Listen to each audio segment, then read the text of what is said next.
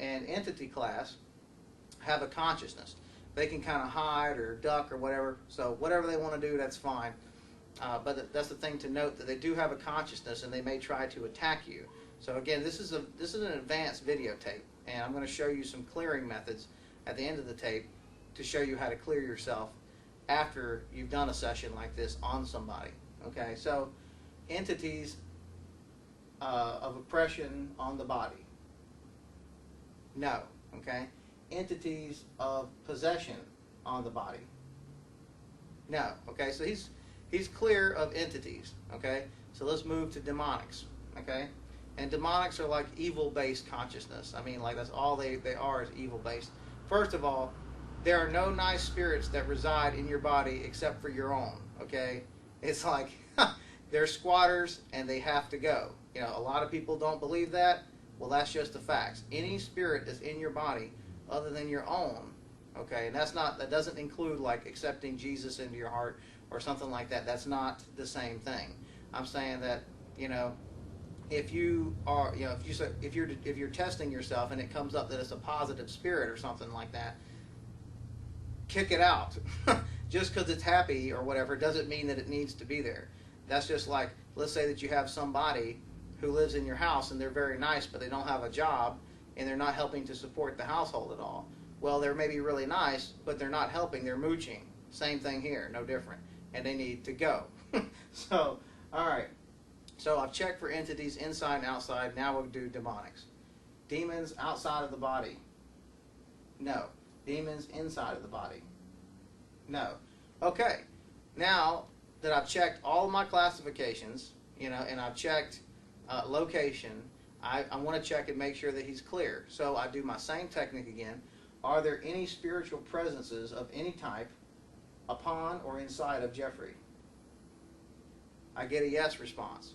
Okay, so it may be something outside of my classifications or something that was hiding before. And so I can check, was it hiding before? Yes, it was. Okay, search for all, remove all, clear all. And that's all there is to it.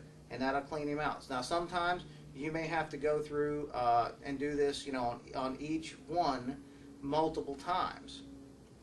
Okay, because they may be just chock full of nuts. You know what I'm saying? I mean, they may have, I mean, I've seen people who are a walking pus bucket of possession. You know, I deal with that kind of thing all the time. And I mean, it just comes off in sheets and it's very toxic.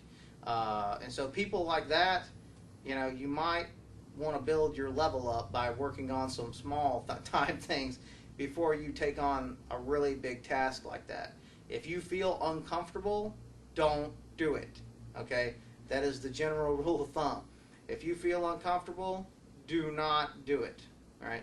But now I'm going to go over the different spiritual classifications, and I'm going to explain a little bit about what they are.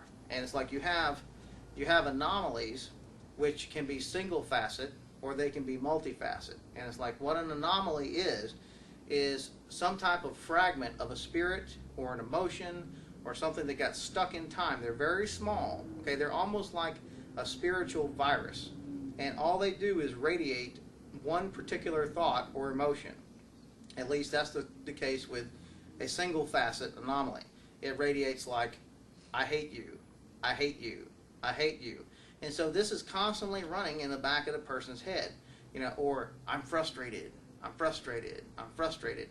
And it continues working on the person, and even though they may not act on these feelings, it's still aggravating. And so if you want to test yourself to see if you have anything like that, there's an easy test you can do called the 10-second test in Shun-Tao, and you just relax yourself and verbally, out loud, say, I want everything in my body to calm down and say nothing and do nothing for the next 10 seconds. Okay? And for 10 seconds, you should not hear anything, you should not see anything, mentally or otherwise. If you can go through that whole 10 seconds, then odds are you are pretty clean.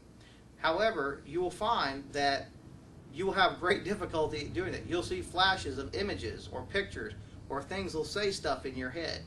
If anything moves after you've told it not to, it is not of you and must be removed. Period. And so there's a very simplistic type of way of doing this, and that's that after you've done your 10-second technique, you simply say, all the things that I saw and heard, search for all, remove all, clear all. So once you've cleared those things out of the 10-second test, you can go, wait a few minutes and go back and maybe do it again. And you would repeat the 10-second test and the search for all, remove all, clear all, things that you heard or saw, whatever. Anything I experienced, search for all, remove all, clear all. And you'll notice that everything starts to calm down. And then you can do that 10 seconds and it'll be just automatic. Nothing will say anything, nothing will move, everything is very quiet.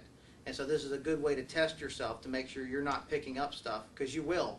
When you start kicking spirits around, they'll start kicking at you. So you have to make sure that you cleanse yourself after every time that you do this to somebody. And don't sit there and do people back to back with this technique. Okay? Any kind of spiritual work is extremely dangerous, and that's why it is a very advanced method.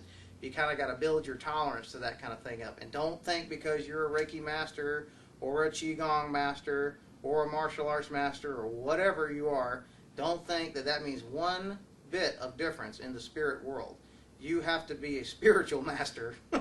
Yeah, and the only way to build up spiritual power of this caliber is to just do it over and over again, and your level goes up as a result of that.